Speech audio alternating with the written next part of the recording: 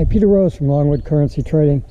It's a beautiful May day out in New England, and I was sitting at the inside of my desk, and I just thought, what the hell am what am I doing sitting at my desk?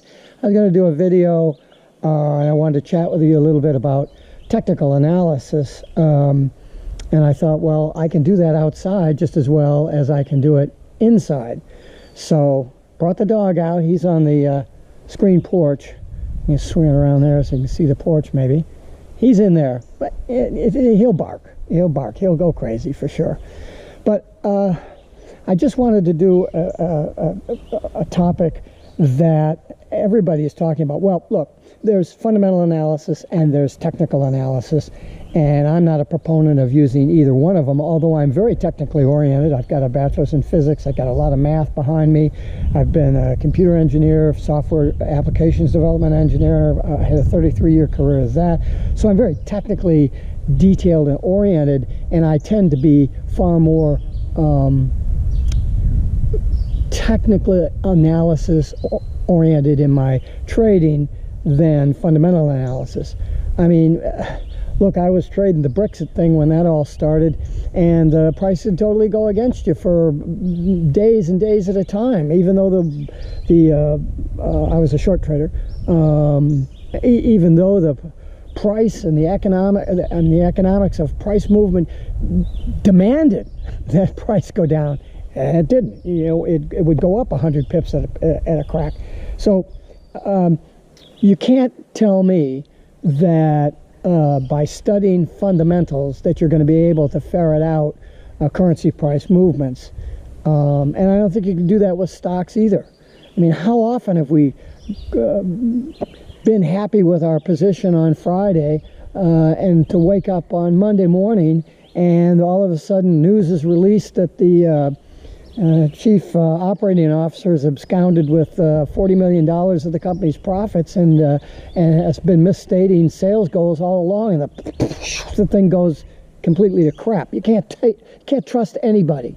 I think that's why technical analysis is so popular, because you don't have to trust anybody. You just look at the charts, and this is what happened in the past, and you make a probabilistic guess as what it is, as to what you think that price is going to do in the future.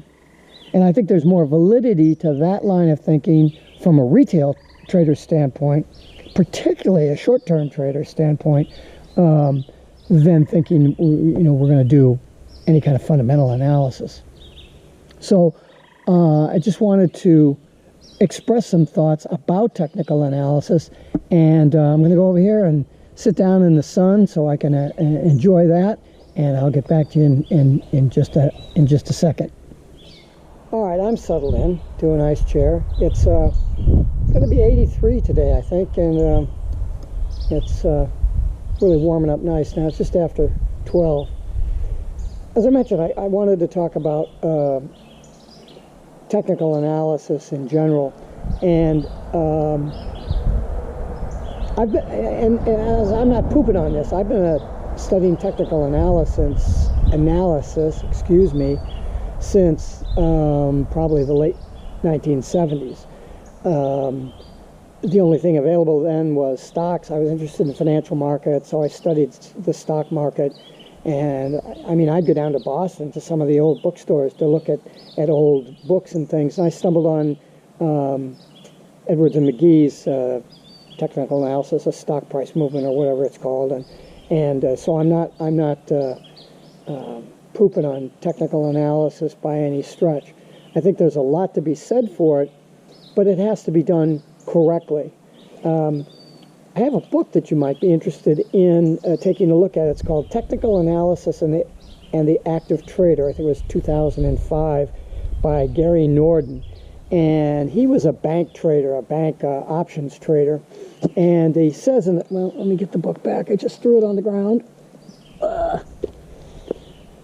He says in the preface to the book, some of what I've read in magazine articles or heard in seminars has been so far removed what I and my bank trading colleagues discussed and used that I wonder whether we're in the same business.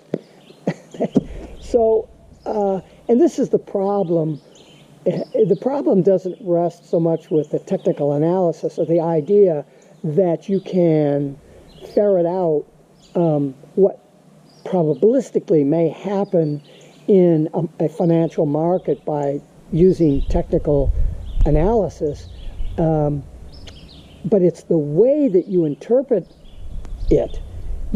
For example, you can't say that just because the fast MA crosses the slow MA and you're in a rising trend that the price is going to continue to go up. There's just too many factors that are involved. As I've said before, if you had 5 indicators, you have 325 different permutations. You can put those 5 indicators in. So just loading your charts up with stochastics and RSI and moving average crap and all that other stuff, that isn't going to suit you well either. And yet it's those same indicators. Some of them, moving averages are pretty good. Support and resistance areas are fairly good. Trend channels are fairly good. But the rest of it is so past price based that when you put so much emphasis on that and so much of your analysis is based on what happened in the past on these very disparate indicators, that's not technical analysis, that's information overload, and it doesn't work. I think the more you clean your charts off, as Walter Peters suggests in his book called Naked FOREX, if you haven't read that, that's a really nice book to see how you just throw all the stuff off your charts and look at what's happening right now. I would beg to differ with that in that's all you need is just the price. That would be okay if you're looking at a 5-second or a 1-minute chart, I suppose, maybe 5-minute, that you could just look at price. But even then, and I'm a scalper, so I'm on the 5-minute chart. I'm using my setup time frame for a 4-hour chart. I'll look at the trend at the 4-hour chart. The 15-minute chart I'll use for looking at price entry points and take profit targets and where price is likely to go, and I do my probabilistic analysis at that level. And then my trading time frame is down on that 5-minute chart. I'll be looking for my actual setup take point on that chart. So it is a matter of, it's a matter of looking at just a few pieces of information to give you a sense. Because look, trading is an art, it's not a science. Surfing is an art, it's not a science. The surfer's not out there on the wave making technical calculations of amplitude versus the velocity across the depth of the wave to the sandy bottom. He's not doing any of that. It's based on his experience and his sense of the wave that he's thinking about taking. And it's true in trading, particularly the short-term trading, although it's applicable for the longer-term stuff too. I mean, you read Security Analysis by Graham and Dodd, the Bible that all the stock analysts use. And look, as a physicist and a mathematician, I read that stuff, and I can see places in that book where they'll be talking about all this very technical stuff and all the setup stuff, and all of a sudden there's this big arm wave section that says, well, it could do this, it could do that, or you should do this, or maybe if this happens, or if it's the second Tuesday of the month, you should, it could be any one of that thing. And that's not a rule. You can't use that shit for that. There's a sense to it. That's where Warren Buffett comes in. He was a student of Graham and Dodd that wrote Security Analysis, and it isn't him following value-based investing according to the book. He looks at the company, he goes, Jesus, the people that run it are pretty good. They pretty well know what they're doing. How do you develop security analysis rules for that? You can't.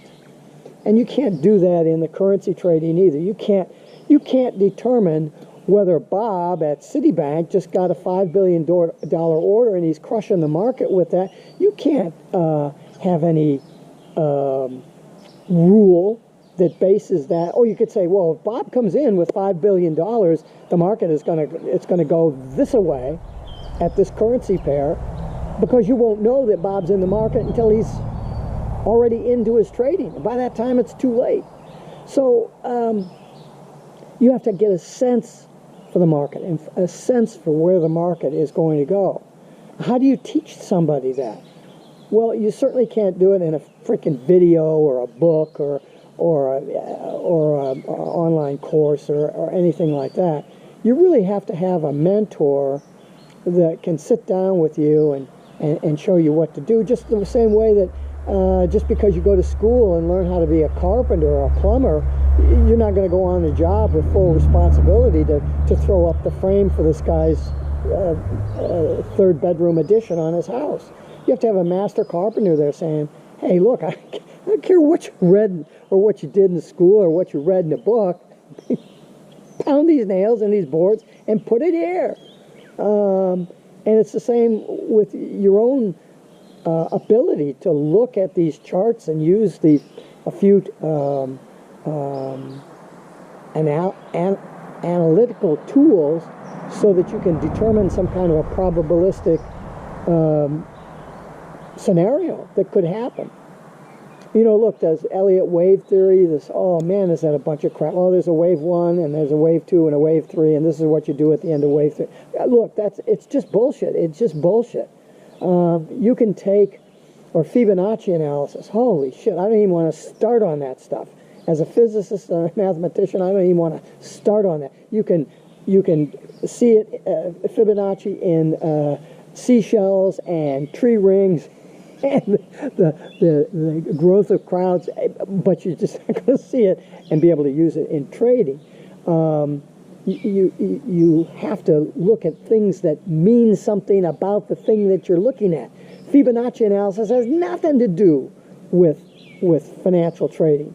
Moving averages do. And so we need to take a look at that and maybe a couple of other ones.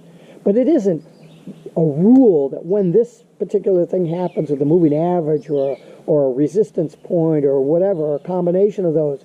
You hear a lot of technical analysts talking about confluence. You've got a couple of indicators and you have confluence between them, then you add a third indicator on there and that's your go button. No, it's not your go button. That has nothing to do with it. The fact that 200 indicators have confluence means nothing because that confluence is created by past behavior. Bob coming into the market with his $5 billion order is going to fuck that whole thing up in 15 seconds. So all you can do is have a probabilistic determination. If you had 10 people that were Elliott wave theorists look at 10 charts, you're going to get probably 7 or 8 different opinions as to where wave 3 is coming in. You really are. The fact that you read one book and it has one opinion in it, look, take a realistic view of what somebody's talking about. Well, you read books on candlestick patterns, for example. Holy crap. I don't know how many. I took a course where a guy was using this stuff. And you look at the chart and he goes, oh, here's a pin bar. And look at what happened after the fucking pin bar. The price fell apart. So pin bars are really good. Look, here's another pin bar on the chart. The price fell apart. Oh, look, slick. I found a pin bar and the price went up. It didn't do what the pin bar said it was going to do. You're just cherry picking this shit out of past activity. And look, maybe you're successful with that, but you're not successful because it was a fucking pin bar. It was because of the way you interpreted that data. That's the art part of it. And you've got to have a mentor to try to help share that art with you. And that's why Gary Nordin says, we don't know what these people are talking about. When he left the trading floor and went out to trade on his own and was looking at the educational stuff that was going out there, that's where that quote came from. What are these people doing? How can you possibly trade like this? Yeah, we use some of these indicators, but we sure don't use them the way you folks use them, and they're not meant to do what you think they're meant to do. And the reason the indicators are touted are because educators are trying to reach the greatest broad base of people that they can reach so they can charge you money to teach your course. I don't do that. I teach people that already know how to trade or have had experience doing that so that I can say, well, look, this doesn't work. This is why it doesn't work. And you nod your head up and down, go, yeah, it didn't work very good for me. Let me listen to what you have to say. That's what you need a mentor for, because you're not going to read a book. The book is going to tell you the moving average crossover thing is going to work because it worked for me. It did work for that author, but it's not the way that he's going to be able to teach it to you. He's going to only be able to teach it through static rules. For an example, there's a fellow over in Australia, Tim Weller, who, when he started out trading, he put out a video on how to scalp the 5-minute chart, and he was using a pattern, a technical indicator, using technical analysis, and just spinning through the thing, and tried to develop a set of rules for that, which was later followed by a course booklet that he had, and you could tell that he knows what he's doing, but he's struggling in identifying with any clarity a rule for the patterns that he was looking for, because I could look at the charts and I could say, well, you're picking this one here and you're picking that one there, and I see similar stuff down here. Why didn't you pick these down here, but you picked those further somewhere else? No fault of his, but how do you communicate this stuff in a video or in a book or something? Well, you can't, because that's the art part of it. Timon has the art part of it down, just a difficulty in transmitting that in a book, as we all would.